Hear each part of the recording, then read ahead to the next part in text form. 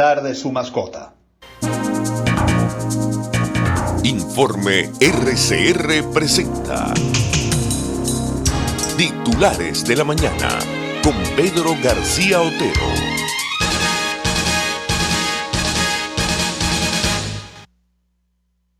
Muy buenos días, 6:20 de la mañana del 13 de octubre de 2021, el cielo parcialmente nublado en el Valle de Caracas. Temperatura unos 24, 25 grados. Amanece el país conmocionado con la noticia de la muerte del general Raúl Isaías Baduel. Una muerte llena de dudas, llena de preguntas sobre qué pasó. 10º preso político que muere en custodia. Para mí este caso comparable con el de Fernando Albán, por las circunstancias en las que se da cuando hace 3 años y 3 días que muere Fernando Albán, muere Raúl Isaías Baduel, y comparable por el tuit de Tarek William Saab, en el que oculta más de lo que informa sobre la muerte del general que en algún momento dado restituyó a Chávez en el poder en 2002 y 5 años después, en 2007, le impidió arrebatar el triunfo de aquella joven generación de estudiantes, hoy casi todos dirigentes políticos, Guaidó, Freddy Guevara, etcétera, en el referendo revocatorio, en el referendo de aprobación de la reforma constitucional de 2007. Voy a empezar a leer titulares y ahí vamos comentando la situación presentada desde ayer en el país. Dice: monitoreamos, otro preso político muere bajo custodia del régimen de Maduro, lo cual como titular es perfecto, no hay nada que objetar a él. En efecto, muere bajo custodia del régimen de Maduro. Falleció Raúl Isaías Baduel, 13 años preso. En horas de la noche este martes 12 de octubre, el régimen de Nicolás Maduro anunció que el preso político Raúl Isaías Baduel falleció a los 66 años de edad. Así lo informó el fiscal general impuesto por la ilegítima constituyente, Tarek William Saab, en su cuenta de Twitter. Lamentamos el fallecimiento de Raúl Isaías Baduel de un paro numeral cardiorrespiratorio. Nadie entiende las etiquetas de ese tuit. Yo creo que ese tuit lo hizo él mismo. Muy mal redactado, por cierto. Producto del COVID-19, mientras se le aplicaban los cuidados médicos correspondientes y recibida la primera dosis de la vacuna. Transmitimos nuestras numeral condolencias a sus familiares y amigos, indicó. La muerte se conoce solo 2 semanas después de que familiares exigieran una fe de vida y denunciaran su traslado irregular de la sede del SEBIN en Plaza Venezuela. Baduel fue ministro de la Defensa del gobierno de Hugo Chávez entre los años 2006 y 2007. En 2012 destacó por encabezar la operación para restituir a Chávez en el poder tras los sucesos del 11 de abril. En 2007 manifestó sus diferencias con el proyecto de reforma constitucional impulsado con Chávez y desde entonces se convirtió en un enemigo del régimen chavista. En abril de 2009, Baduel fue detenido y en 2010 fue condenado a casi 8 años de prisión por supuesta corrupción. El 12 de agosto de 2015 salió de la cárcel de Ramo Verde bajo libertad condicional, pero en enero de 2017 fue encarcelado nuevamente y aunque en marzo de ese año se cumplía la pena a la que había sido condenado, la justicia chavista le imputó nuevos delitos y lo mantuvo en prisión. La primera reacción a la muerte, o una de las primeras reacciones a la muerte de Raúl Baduel, es la de su esposa, quien se enteró por redes sociales. No tuvieron ni siquiera la decencia de llamar a sus familiares para decirles que había muerto Raúl Baduel antes de lanzar el tuit de Tarek William Saab. Ni siquiera ese mínimo de decencia tuvieron. Leo la prensa de Lara, dice: viuda de Raúl Baduel se enteró por redes sociales de la muerte de su esposo. La viuda de Raúl Isaías Baduel, el militar venezolano fallecido este martes, aseguró que desconocía el estado de salud de su marido y reclamó al gobierno de Nicolás Maduro una explicación por el hecho. Yo voy saliendo ahorita para Caracas a ver qué pasa, qué sucede. Él no tenía COVID. No es verdad. Cuando a él lo sacaron de la tumba, él no tenía COVID y lo vacunaron una semana antes de sacarlo de la tumba. Aproximadamente 7 días antes, explicó Cruz María Zambrano, esposa del militar. Dijo que ningún funcionario se había comunicado con ella para informarle del hecho. Yo ni siquiera he recibido una llamada de ningún personaje del gobierno, ni siquiera el último de los custodios, ni siquiera el último de los que habían mandado por caridad, por lo menos que me llamen y me digan que mi esposo falleció, qué pasó, qué no pasó. Baduel, considerado preso político desde su detención en 2009, había sido trasladado de la prisión conocida como La Tumba a otra en el Helicoide. Un día miércoles, antes de que lo sacaran de la tumba, el doctor Freddy Montesinos, estuvo de visita, después que lo llamaron para que se presentara. De hecho, me llamaron a mí para que le avisara a él que tenía visita, que solo él estaba autorizado, precisó. El militar venezolano Raúl Isaías Baduel, preso político desde su detención en 2009 por parte del chavismo, falleció este martes por un paro cardiorrespiratorio como consecuencia de la COVID-19, según informó el fiscal general Tarek William Saab. La noche de este martes, el vicepresidente del Foro Penal, Gonzalo Imiao, reaccionó a la muerte de Baduel. Mediante su cuenta de Twitter indicó que con la muerte de Raúl Isaías Baduel ya son 10 los presos políticos que mueren bajo custodia. Puntualizó que la responsabilidad sobre la vida y la salud de cualquier detenido recae sobre el Estado. Se exige continuamente tratamiento médico para los presos. Casi nunca hay respuesta adecuada, ha dicho Gonzalo Imiao, quien, como saben ustedes, es directivo del Foro Penal venezolano. Mientras tanto, la hija o uno de los hijos del general Baduel y Andreina Baduel dice: el régimen asesinó a mi amado y valiente papá. Es una nota del portal que pasa en venezuela.org. Andreina Baduel, hija del exministro y preso político Raúl Isaías Baduel, se pronunció tras la muerte de su padre la noche de este martes 12 de octubre. Por medio de su cuenta en la red social Twitter, Andreina Baduel acusó al régimen de Nicolás Maduro de asesinar a su padre. El régimen asesinó a mi amado y valiente papá Raúl Baduel. Por otra parte, precisó: recientemente tuvimos fe de vida de él. Es falso que tenía COVID-19. Él nos reiteró una y otra vez que nos iba a prestar para bufonadas de la tiranía y que su único propósito era dejarnos un legado de dignidad y fe, sentenció la hija del general, que se comunicó con el país a través de las redes sociales. El presidente encargado, Juan Guaidó, de esto lo dice Alberto News, lo califica así de presidente encargado. Juan Guaidó condena a muerte del general Raúl Baduel, lo asesinó la dictadura, lo secuestró, lo torturó y le negó atención médica. En la noche de este martes, el presidente encargado de Venezuela, Juan Guaidó, se pronunció tras la muerte del general y preso político Raúl Isaías Baduel. Mediante su cuenta de Twitter, aseveró que a Baduel lo asesinó la dictadura de Nicolás Maduro, quienes lo torturaron, secuestraron y negaron atención médica. Tras 12 años de brutal sufrimiento, Baduel es el 10º preso político que muere en manos del régimen. Hoy más de 250 venezolanos continúan en riesgo como rehenes de la dictadura. Aseveró. Ante esto, el mandatario interino resaltó que actualmente más de 250 venezolanos continúan en riesgo como rehenes de la dictadura. Esto está repetido.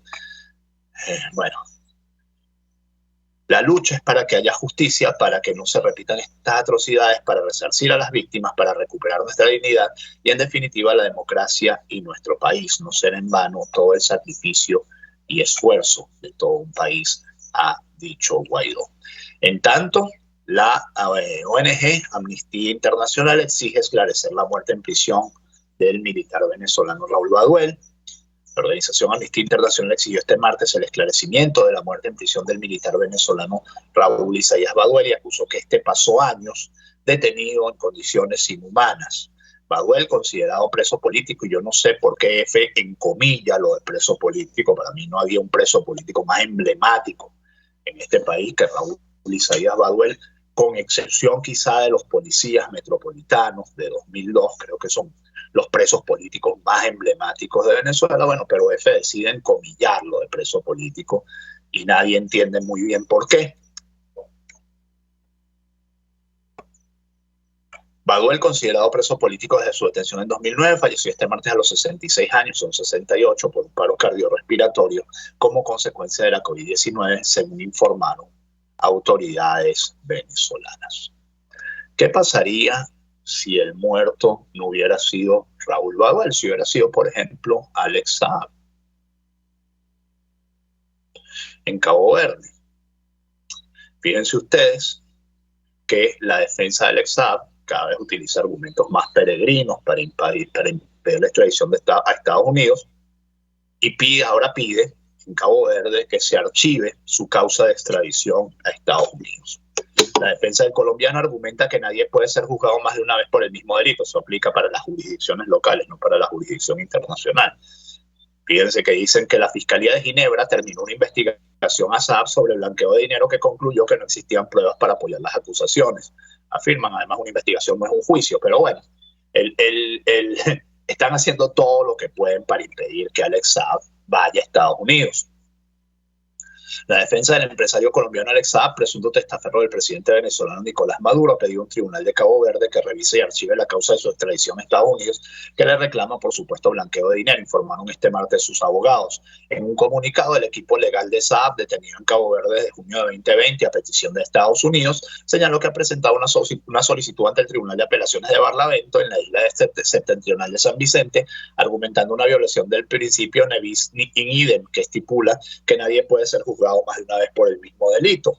Este principio está consagrado en la Constitución de Cabo Verde y en la Ley de Cooperación Judicial Internacional en materia penal de este país insular y África Occidental, indicó el abogado caboverdiano José Manuel Pinto Monteiro, firmante del comunicado. Según los abogados, la solicitud se basa en un hecho sobrevenido importante, pues la Fiscalía de Ginebra terminó a principios de este año una investigación de 3 años sobre las acusaciones de blanqueo de capitales que pesaban contra Saab, tras concluir que no existían pruebas para apoyar las acusaciones. No solo se puso fin a la investigación sin cargo, insisto, una investigación no es un juicio, sino que la GPP también aceptó pagar una indemnización a Saab, lo que según la legislación suiza pertinente equivale a una absolución, subrayó Pinto. Bueno, que sigan intentándolo de todas las maneras que puedan. De eso se trata el derecho. En los países donde hay derecho, en los países donde no hay derecho, muere, por ejemplo, Raúl Baduel ayer, y no nos enteramos de que tenía COVID, no nos enteramos de qué se hizo para salvar su vida, no nos enteramos de si por qué estaba tan grave no lo llevaron a un hospital o una clínica a continuar su atención. No sabemos si el helicoide era el sitio más adecuado para enfrentar un COVID-19 cuando además eres personal de alto riesgo, eres persona de alto riesgo porque tienes más de 60 años. No nos explican por qué tenía una sola dosis de la vacuna cuando todo el mundo ya tiene las dos, tantas cosas que no nos explican, ¿no? Mientras todo esto sucede, otro titular que espeluzna y da tristeza de vivir en Venezuela, de ser venezolano, un arduo destino ser un venezolano de estos tiempos. Una bebé venezolana de 9 meses murió en la frontera entre Bolivia y Chile. Y este titular, yo les confieso que a mí me rompió el alma. Como me rompen el alma tantas cosas todos los días, como me rompió el alma lo de Raúl Baduel ayer. Yo me pregunto, ¿cómo pueden haber dormido bien los funcionarios del chavismo hoy? Si yo, que no tengo nada que ver con esto, no pude dormir bien. ¿Será que uno es bueno y ellos son malos por naturaleza? Porque si no, no se explica cómo alguien puede tener su conciencia tranquila después de tanto. Esa factura que crece día tras día tras día. Esa factura enorme de derechos humanos, esa factura enorme de daño que le han hecho a este país. Una bebé venezolana de 9 meses murió en la frontera entre Bolivia y Chile.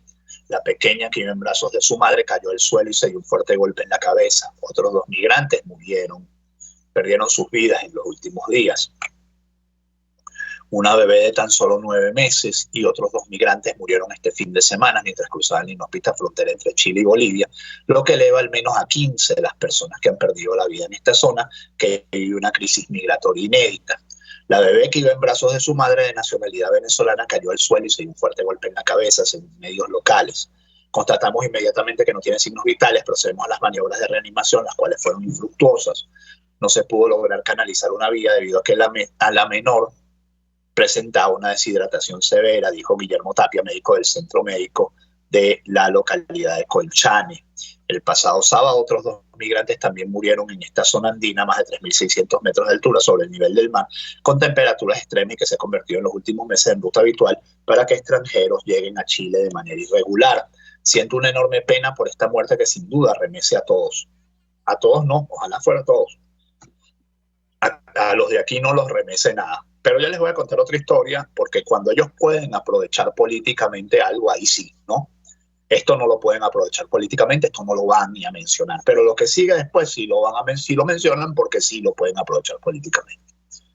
Es muy triste que una oligarquía dominante supedite todo a lo que puede obtener por la vía política. Y el chavismo es así desde el día cero. No le importa nada de lo que no pueda sacar rédito político.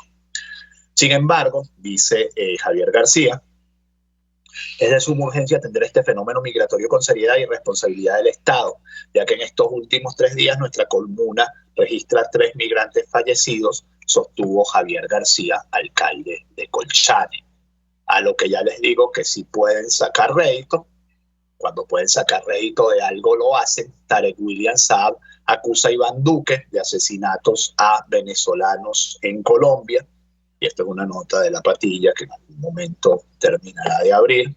El tema es el de 2 niños, adolescentes, que fueron asesinados en Tibú, en Colombia. El fiscal general del régimen chavista, 2 niños venezolanos, por supuesto. El fiscal general del régimen chavista, Tarek William Saab, acusó este martes 12 de octubre al presidente de Colombia, Iván Duque, de los asesinatos de venezolanos en dicho país. Saab inició su intervención señalando a la oligarquía ha convertido a Colombia en un vecino que promueve hacia su vecino violencia, narcotráfico, crimen organizado y delincuencia común. Venezuela, un país que está bajo investigación de la CPI por violación de derechos humanos, reprochó por parte del fiscal chavista que en Colombia, aparte del terrorismo de Estado, ha reinado la impunidad. Tras denunciar los hechos ocurridos sobre el vil asesinato de un niño y un adolescente venezolano en Colombia, añadió: no se trata de un hecho aislado, al menos 1.933 migrantes venezolanos fueron asesinados y otros 836 dados por desaparecidos entre 2015 y 2020 en Colombia, denunció en junio la ONG Consultoría para los Derechos Humanos y el Desplazamiento, CODES. La tasa de homicidios, dice Saab, de la población venezolana es 2,8 veces mayor que la del resto de la población en Colombia. Por supuesto, son muchísimo más vulnerables, viven en la calle. ¿Quién creó eso? ¿Quién generó eso? Usted le pregunta a un chavista, le dirá: no, fueron las sanciones. Como ya les digo, no se ocupan de nada de lo que no puedan sacar rédito político. Además, entre enero y agosto de 2021 fueron asesinados otros 362 venezolanos, por una cifra de 3.000 venezolanos asesinados en los últimos años. La ONG también advierte que 2.319 venezolanos fueron objeto de violencia sexual entre 2015 y 2020, la mayoría mujeres menores de edad, señaló. Yo he acuñado una nueva frase: la envidia es la madre del odio y del crimen. Sí, te quedó bella. Desde la época de Bolívar, la oligarquía colombiana ha sentido odio hacia Venezuela, concluyó. Como ya les digo.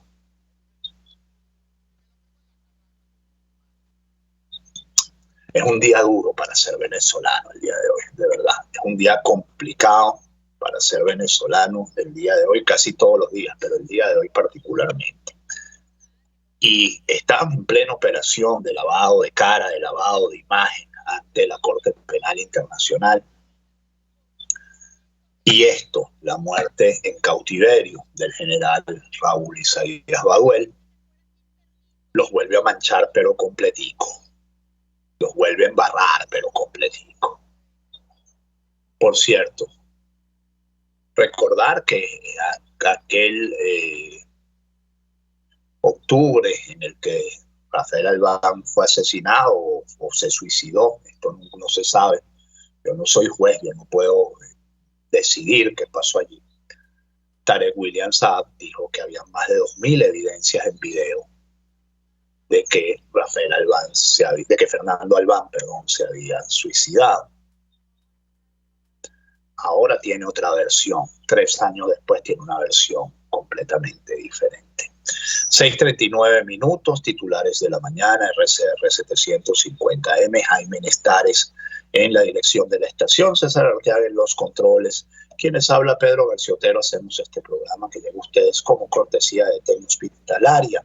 Innovamos para servirle, de Termi Eléctrico, siempre dando soluciones, del consultorio veterinario del doctor Alfredo Cova, garantía total para el bienestar de su mascota, y de @Mazda3 Autopartes BCTLA, tienda virtual de repuestos Mazda en Caracas con envíos a todo el país a través de Courier. Y justamente vamos a hacer un momento de publicidad. Si usted tiene un Mazda 3, un Mazda 6 o un Mazda BT50, anote este número 0424-251-2826, pero si no lo tiene, anótelo también, porque en Mazda 3 Autopartes BCTLA, tienda virtual de repuestos Mazda en Caracas, le ofrecemos servicio de mecánico a domicilio, mecánico especializado, no solo en vehículos Mazda, sino en cualquier tipo de vehículos. Por ejemplo, tengo vehículos de otras marcas y me los atiendo con @Mazda3 Autopartes BCTLA. Además, estamos especializados en cajas automáticas, así que síganos en Instagram como @Mazda3 Autopartes BCTLA o llámenos al 0424-251-2826, @Mazda3 Autopartes BCTLA. Somos una tienda virtual de repuestos Mazda en Caracas con envíos a todo el país a través de Courier. Y quiero hablarles también de Tecni Eléctrico, porque en reparación de decodificadores, microondas, televisores y también equipos médicos, todo puede volver a funcionar si usted lo pone en las manos de los técnicos competentes de Tecni Eléctrico, que le ofrecen revisión sin costo, garantía sobre el trabajo, respaldo de una empresa y los repuestos, que como siempre digo, no hay nada más pesado que andar sabaneando por ahí repuestos que uno no conoce.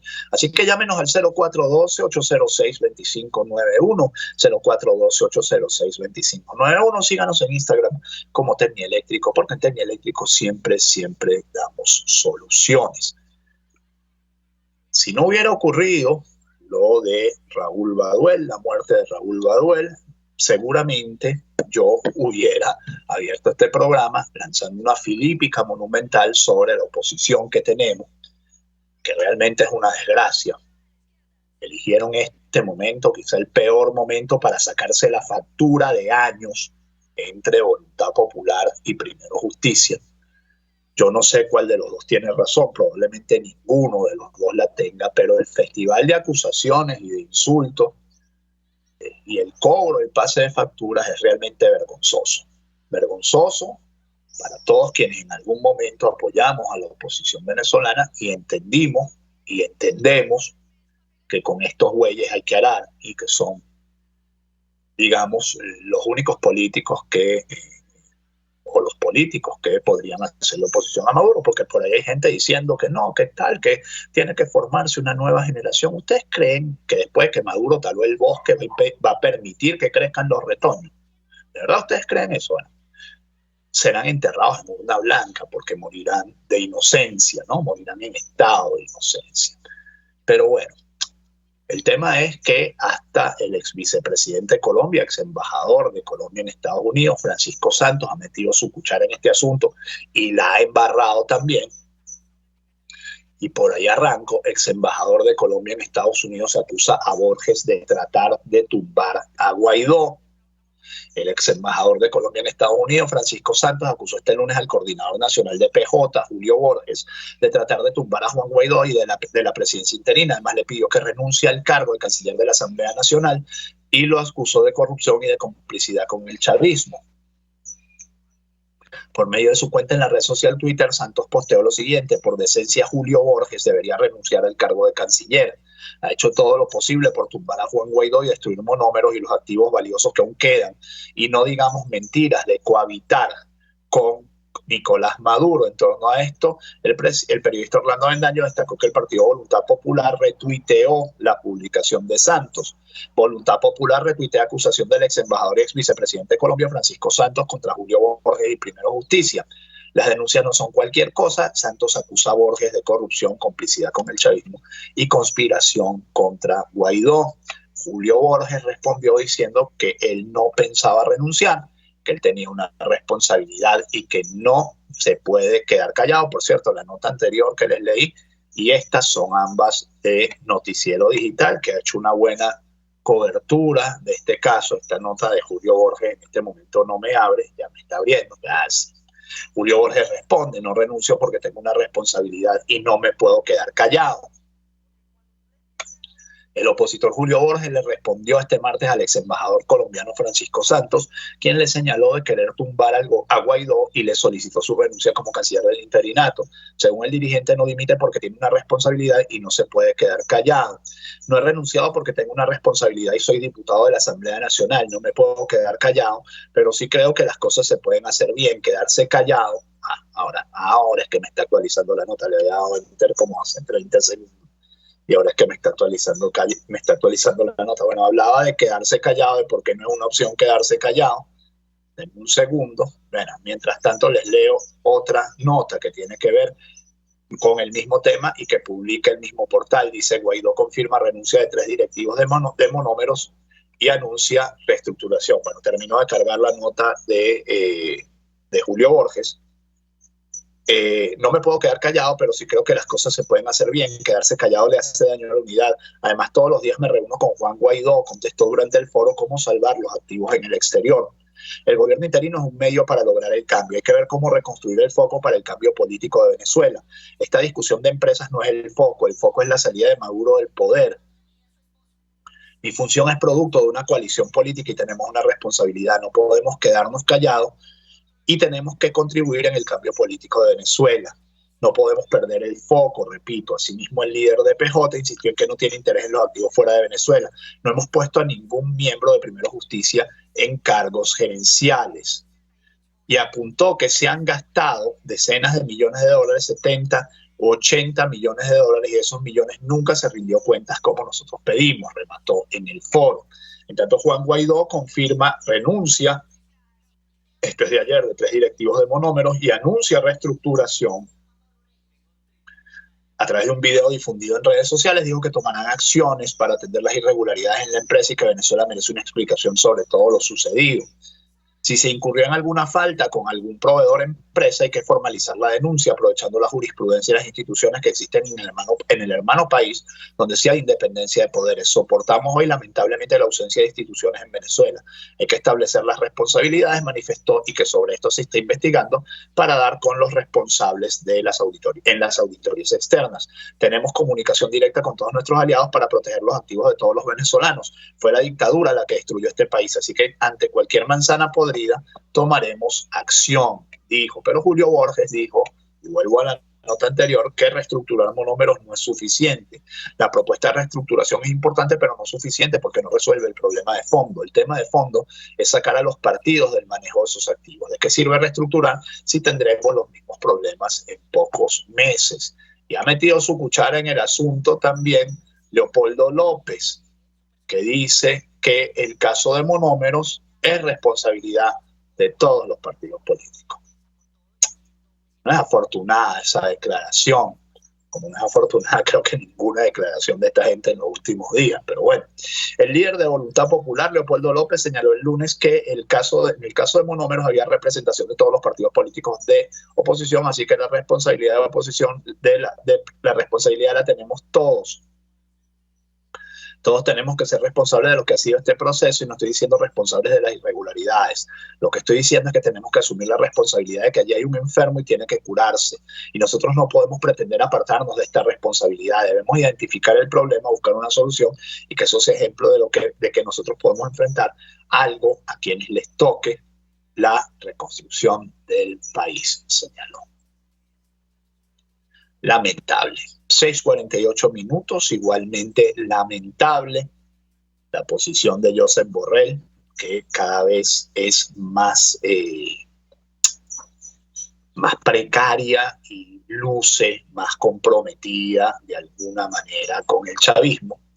Según el Financial Times, Borrell ignoró consejos de su personal sobre misión electoral de la Unión Europea en Venezuela. Es decir, lo decidió contra recomendación de sus asesores, de sus consejeros. El máximo diplomático de la UE ignoró el consejo de su propio personal al decidir enviar observadores a las cuestionadas elecciones en Venezuela el próximo mes, y descartó las advertencias de que la misión legitimará el régimen de Nicolás Maduro y empañará la reputación de las misiones de observación electoral del bloque. Y para un hombre que ha vivido y ha hecho carrera y es profesor de Derecho Internacional y de Diplomacia en Madrid, que es uno de los grandes centros de diplomacia internacionales, alegar confusión o alegar inocencia no está permitido. Entonces uno tiene que pensar que esto se ha hecho con maldad. Josep Borrell, jefe del Servicio Europeo de Acción Exterior, brazo diplomático de seguridad de la UE, dijo el mes pasado que enviaría observadores a las urnas regionales y municipales de Venezuela en noviembre por primera vez en 15 años. Esta decisión se produjo a pesar de un informe interno visto por el Financial Times, en el que un equipo de funcionarios del sistema europeo, del Servicio Europeo de Acción Exterior, enviado al país en julio para evaluar la viabilidad de desplegar monitores electorales, advirtió que tal movimiento puede ser contrario a la línea política de la UE. Es probable que el despliegue de una misión de la UE tenga un impacto adverso en la reputación y credibilidad de los observadores de la UE y legitime indirectamente el proceso electoral de Venezuela, se lee en el informe. Citando numerosas violaciones de derechos humanos y restricciones a las libertades, concluyó que en este momento no se cumplen las condiciones mínimas para la observación electoral. Sin embargo, agregó que las autoridades venezolanas han insinuado que esto podría cambiar a través de la negociación política. Borrell, un exministro de Relaciones Exteriores español, hay que decirlo, durante el gobierno de José Luis Rodríguez Zapatero, que desde hace mucho tiempo pide que la UE se interese más en la crisis venezolana, dijo al presentar la misión de observación de la UE que creía que podía constituir una contribución importante y un camino hacia la credibilidad, la inclusión y elecciones transparentes en Venezuela. Mucha gente empeñada en lavarle la cara en España al régimen de Nicolás Maduro, probablemente porque el pollo Carvajal está cantando como gallo, y el señor Morodo, embajador de España en Venezuela, durante el gobierno nuevamente de José Luis Rodríguez Zapatero, está sentado también como acusado en un tribunal por blanqueamiento de dinero.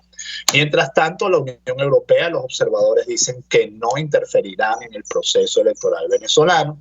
Salieron a pedir disculpas, como se los pidió el régimen de Nicolás Maduro en días recientes. Maduro enviará una carta a Felipe VI por ofender la memoria de nuestros abuelos y ya la guinda del pastel, pues el que faltaba, ya toda la izquierda latinoamericana está en eso, en pedirle una disculpa, en exigirle una disculpa a Felipe VI por lo que cometieron sus abuelos, o sus tatarabuelos, o su, no sé, tatarabuelo, como si las rencillas históricas no vencieran y como si el problema de América Latina fuera ese. Siempre digo, la izquierda no resuelve un solo problema, pero para actos simbólicos está mandada a hacer. Maduro enviará una carta a Felipe VI por ofender la memoria de nuestros abuelos. Bueno, eso fue el aporte de Nicolás Maduro al Día de la Resistencia Indígena de ayer. Y en San Juan de los Morros, Estado Guárico, Gabriela García Orcial denunció a su pareja Christopher Constant Campo, actual candidato del PSUV a la alcaldía de Juan Germán Rocio Nieves en San Juan de los Morros, Estado Guárico, por violencia física y psicológica. La dama sostiene que lo denunció formalmente desde hace meses, pero por tráfico de influencias la misma no ha procedido. Lo denuncié el pasado 19 de mayo, pero por su tráfico de influencias logró que 3 fiscalías se inhibieran de mi caso y no logré ninguna respuesta. Durante 5 años me gritó en diferentes ocasiones. Cuando era parlamentario de la Asamblea Nacional me decía que lo denunciaba, nadie me iba a hacer caso porque él tenía inmunidad parlamentaria. Relató que sufrió golpizas que incluso llevaron a dejarle 2 órganos inflamados. Además, durante su embarazo también recibió golpes e intentos de estrangulamiento. Como decía Nicolás Maduro, elegimos a los mejores, ¿no?, para ser candidatos a la Asamblea, a la gobernación y alcaldía. Bueno, este señor acusado por su esposa de violencia doméstica, candidato a la alcaldía de San Juan de los Morros, capital del estado Guárico, el candidato a la alcaldía de Caucagua, del municipio de Acevedo, del estado Miranda, acusado por 2 asesinatos. El periodista Roberto Denis denuncia que seguidores de Saab le montan expediente con acusaciones falsas. Ayer rodó el rumor por parte de Pedro Carvajalino de que a Roberto Denis lo iban a imputar. Bueno, aparentemente eso no ha sido así, pero de todas maneras Roberto Denis denuncia que los seguidores de Saab le montan expedientes con acusaciones falsas. Denis ha investigado los presuntos casos de corrupción que se han realizado a través del Comité Local de Abastecimiento y Producción, por cierto, completamente acosado en redes sociales en los últimos tiempos por funcionarios o influencers del chavismo como Pedro Carvajalino. El lunes lunes se anunció la incautación de un pesquero con 4 toneladas de cocaína procedentes de Venezuela. La policía española, en colaboración con las fuerzas de seguridad de Portugal y otros 4 países, intervinieron 4.248 kilos de cocaína y detuvieron a 20 personas, miembros de una organización que quería introducir la droga en España a través de un pesquero venezolano. De los 3 arrestados, 3 de ellos detenidos en Venezuela. De los arrestados, 3 de ellos detenidos en Venezuela serían los presuntos máximos responsables de la organización criminal propietaria de la droga. Los agentes descubrieron que el pesquero de los narcotransportistas navegaba hacia un determinado punto geográfico del Atlántico establecido por la organización exportadora para recoger una importante cantidad de cocaína. Las policías de España, Colombia, Estados Unidos, Francia y Venezuela prepararon un dispositivo por el que lograron descubrir cómo un barco pesquero de los que habitualmente faenan por el Caribe, remolcando una embarcación de alta velocidad, se encontraba en el punto de entrega de la mercancía legal. A alguien se le cayó la red por ahí. Sindicato denuncia que trabajadores de la refinería de Amuay tienen 2 meses sin cobrar, como quieren que haya gasolina si además ganan $2 mensuales. Esto lo dice El Pitazo. Y al menos 20 nuevas agresiones contra la libertad de expresión el mes de septiembre en Venezuela. Vamos a publicidad. Quiero hablarles de Tecnohospitalaria porque en estos momentos en que hay un repunte de casos de COVID-19, Tecnohospitalaria le ofrece todo lo que usted necesita para combatir esta enfermedad: mascarillas, guantes de examen, bragas de protección biológica y mucho más, geles antibacteriales. Por supuesto, también tenemos a su orden el concentrador de oxígeno marca Dynarex, que le ofrece hasta 5 litros de oxígeno con 93% de calidad de oxígeno y está a un precio que no tiene competencia. Así que si quieres saber más de nuestra oferta de servicios y productos, www.tecnohospitalaria.com, 0212-919-9549, @tecnohospitalaria en Instagram, innovamos para servirle. Tenemos todo lo que usted necesita para combatir la COVID-19. Y hablarles también del consultorio veterinario del Dr. Alfredo Cova en Santa Mónica, donde ofrecemos atención especializada a animales grandes y pequeños, incluso a peces, caballos o morrocoyes, por ejemplo. Tenemos servicios de medicina interna, atención preventiva, cirugías selectivas, vacunación y peluquería canina. @Dr. Alfredo Cova es la cuenta de Instagram del Dr. Alfredo Cova, 0212-661-1546 y 0414-127-7947. Avenida Arturo Michelén, entre calles Manuel Díaz y Damaso Villalba, frente a la panadería. Consultorio veterinario del Dr. Alfredo Cova, garantía total para el bienestar de su mascota. Nuevo repunte de casos y muertes por COVID-19 en las últimas 24 horas, según la cifra de referencia del Ministerio de Comunicación: 1.284 nuevos contagios y 18 fallecidos en las últimas 24 horas. Y la inflación del mes de septiembre fue de 7,1%, según el Banco Central de Venezuela, que volvió a publicar cifras oficiales. La inflación se está desacelerando, pero sigue siendo extremadamente alta. 6:58 minutos. Que este día sea lo que ustedes esperan de él. Que no se olvide a Raúl Baduel. Y, si Dios quiere, nos encontramos mañana. Chao. Informe RCR presentó Titulares de la Mañana con Pedro García Otero. Este programa fue presentado por Tecnieléctrico, siempre